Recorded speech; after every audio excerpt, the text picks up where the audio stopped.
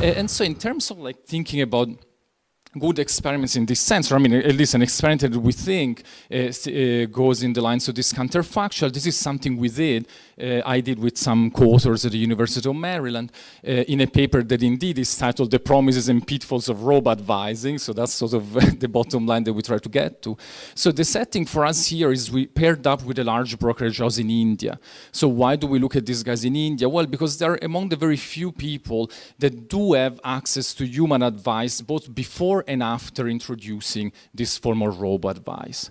So what these guys did in July 2015 is they introduced a robo advising tool that they call Portfolio Optimizer. So what the Portfolio Optimizer does is produces some optimization, simple Markowitz mean variance optimization of the weights of these investors' portfolios. And also it makes it very easy for them to execute the advice they receive. They just need to click a button in order to execute a large set of trades. And so the importance again of this setting is that these individuals were accessing human advisors both before and afterwards. So any change in the performance of these individuals means that this is something that the human advisors themselves were not telling them to do beforehand. This could be due by conflict of interest. It could be because of advisors themselves are biased, both things we mentioned also earlier.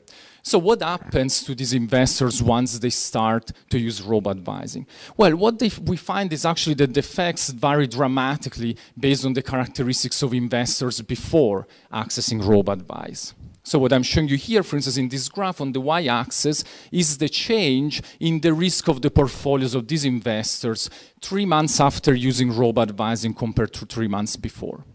And in particular, I'm showing you 4 different groups in this case here, where I'm sorting these investors based on the amount of stocks that they had before accessing robo-advising. So how much were they diversified before accessing robo-advising? So we see that all the advantage in terms of reduction of volatility, of risk of these portfolios, so improvement in diversity, actually the diversification comes for all those individuals that indeed were diversified before, and there is very little gain in terms of lower volatility for those that were already diversified beforehand.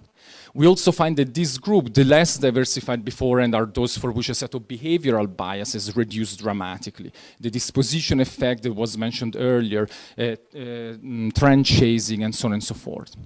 And so in addition to that, not only the individuals that were already diversified before, so they were already getting potentially some decent advice from the human advisors, are not improving much in terms of risk of the portfolio, but also what we find that happens is that exactly this group of individuals starts to pay much more in terms of fee to the brokerage house that provides this service. So here I'm showing you the same exact sort of sorting of these investors. On the y-axis is the change in the amount of fees that these people pay. This includes transaction costs and other forms of fees. And so it's indeed the very diversified people that are paying many more fees. So why is that happening? Well, because what happens is that these guys, exactly because they know that they think that they know what they're doing, they start trading much more after having access to this algorithmic suggesting for advice. So potentially what would happen before is that every time they call up their human advisor, the human advisor would often tell them, well, this probably is not a good idea, you shouldn't go on with this trade. Now that they call the human advisor less, there is no way to restrict them from placing whatever trades they want. And so ultimately, and this is why we call the paper the promises and pitfalls, so these individuals not only they don't have any kind of improvements in a sensible way, but also, if anything, they seems to be made worse off in terms of the fees that they are paying to the provider of the service.